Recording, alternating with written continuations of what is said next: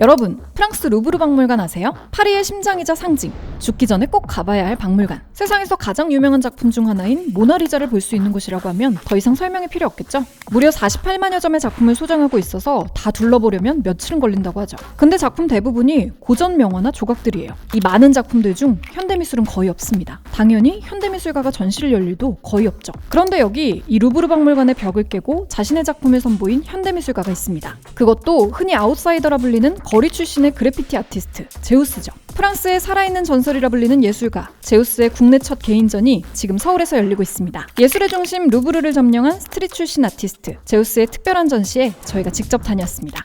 이번 전시 제목도 독특합니다. 룸 711. 룸 711은 루브르에서 가장 아름다운 공간, 즉 핵심 전시실을 지칭해요. 2022년 제우스는 루브르 공간 중에서도 가장 중요한 이곳에서 작품을 선보입니다. 보고 계신 게 바로 지금껏 어디서도 공개된 적 없던 그 작품이죠. 위아래는 대칭 구조인데요. 상단엔 고급스럽고 우아한 현대의 파티 장면이, 하단엔 시끌벅적한 만찬 장면이 고전 회화풍으로 그려져 있어요. 그리고 한가운데 나체의 남성이 손을 번쩍 들고 있습니다. 대체 이 남성은 누구고 뭐라고 있는 걸까요? 제우스는 우연히 룸 711에 관한 비밀 이야기를 듣게 돼요. 역사적 가치가 높은 고전 명화들이 자리한 이곳에서 루이비통이 파티를 열었다는 거였죠. 인류의 유산을 보유한 세계적 국립박물관 공간이 명품 브랜드의 사적인 파티에 이용되다니, 이것만으로도 충분히 놀라운데 여기서 끝이 아니었어요. 이 파티에 현대미술가 제프 쿤스가 참석했다는 거예요. 제우스는 이 일이 곧 예술과 상업의 관계가 지나치게 가까워졌음을 적나라하게 보여주는 거라고 생각했죠. 평소 예술의 역할을 고민했던 그에겐 흥미로우면서도 놀라운 사건이었는데요. 그래서 이 이야기를 작품에 담아 더 많은 사람들에게 알리기로 하죠. 그림 속 문제의 나체 남성이 바로 제프 쿤스인데요. 두 손을 번쩍 들고 한가운데 큰 자리를 차지하고 있죠. 그런데 자세히 보면 양손과 발은 사슬에 묶여 있고요. 그를 조종하는 사슬 끝에는 명품 브랜드의 로고가 새겨져 있죠. 즉 이 작품은 자본의 꼭두각시로 변해버린 예술가와 예술의 실상을 제대로 저격합니다. 근데 놀라운 건 이 작품이 루브르와의 긴밀한 사전 협의를 통해 이뤄진 거래요. 하지만 이 퍼포먼스와 작품은 철통 보안 속에 진행됐어요. 때문에 지금껏 그 어디서도 자료를 찾을 수 없었던 거죠.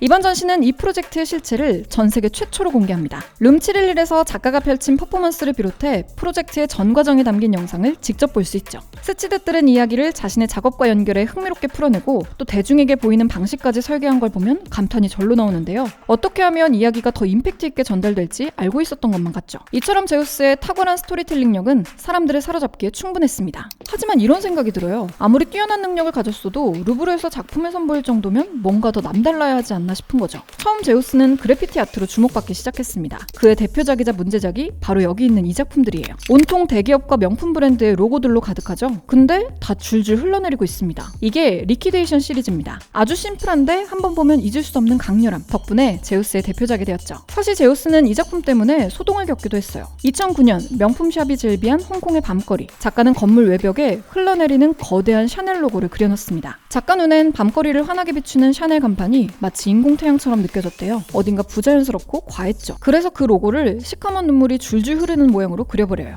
명품 브랜드가 가득한 거리 한가운데 가장 상징적인 브랜드가 녹아내리는 모습. 그 시각적인 충격과 메시지는 무척 강렬했죠. 하지만 그 강렬함 때문에 제우스는 곧 경찰에 체포되죠. 이 작품을 통해 작가는 완벽하고 영원할 것만 같은 각종 브랜드의 위상을 파괴해버리고 그 모습을 직관적으로 우리에게 보여줘요. 작가는 세상이 이미지로 가득 차 있다고 생각했어요. 로고와 명화도 하나의 이미지죠. 근데 이 이미지는 각종 이유로 그 속에 담긴 의미와 본질을 잃어버리거나 변해버려요. 명품 브랜드가 장인의 노력과 역사 대신 과시와 허영을 위한 사치품이 되고, 고전 명화가 탄생한 배경과 맥락은 있고 그저 하나의 눈요깃거리가 되는 것처럼요. 이처럼 작가가 보여주는 파괴적인 이미지들은 그 본질을 보는 새로운 시선을 만들어주죠. 그리고 강렬한 메시지는 사람들에게 제우스란 존재를 각인시키기에 충분했습니다.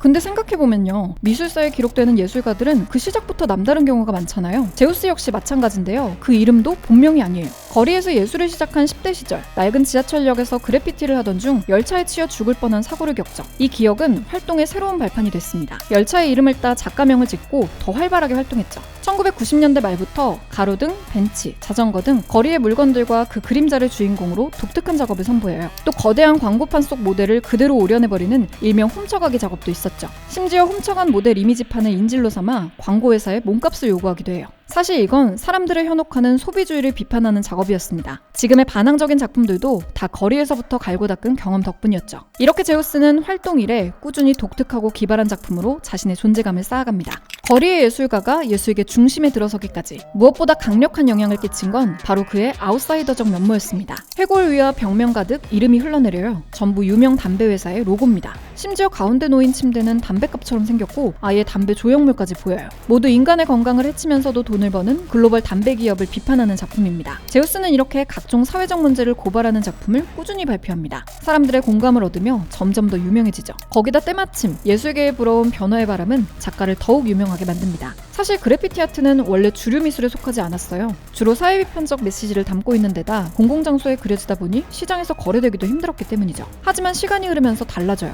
직관적이고 강렬한 비주얼, 저항적인 메시지를 갖춘 그래피티 아트에 공감하기 시작합니다. 게다가 앨범 자켓이나 포스터에 등장하며 대중적으로 인기를 끌게 되죠. 이런 변화를 타고 그래피티 아티스트는 예술계 중심에 들어섭니다. 제우스도 마찬가지였죠. 꾸준히 아웃사이더 기질을 닦아온 그에겐 시대의 변화까지 도움을 줬던 것이죠. 전시 보러 가실 분들을 위해 꿀팁도 알려드릴게요. 이번 전시는 한국 최초로 선보이는 제우스의 개인전입니다. 전 세계 최초 공개작부터 대표작을 모두 만나볼 수 있는데요. 특히 주목해야 할 건 데이비드 호크니의 작품을 패러디해 연출해놓은 공간입니다. 작가가 이번 전시장을 방문해 그린 것이라고 해요. 손길이 직접 닿은 작품을 놓칠 수 없겠죠? 이번 전시 도슨트는 매주 수요일과 금요일 2시, 5시에 진행됩니다. 작품에 얽힌 더 다양한 이야기를 듣고 싶다면 시간 맞춰 방문해보세요. 프랑스는 물론 세계를 점령한 아티스트 제우스, 그의 국내 첫 개인전 룸 711은요 오는 7월 6일까지 예술의 전당 한가람 미술관에서 진행됩니다. 특별한 작품들로 가득한 이번 전시의 관람을 원하신다면 구구티켓에서 예매하실 수 있어요. 남다른 저항 정신으로 루브르까지 접수한 거리의 예술가 제우스의 작품이 궁금하다면 이번 전시 절대 놓치지 마세요.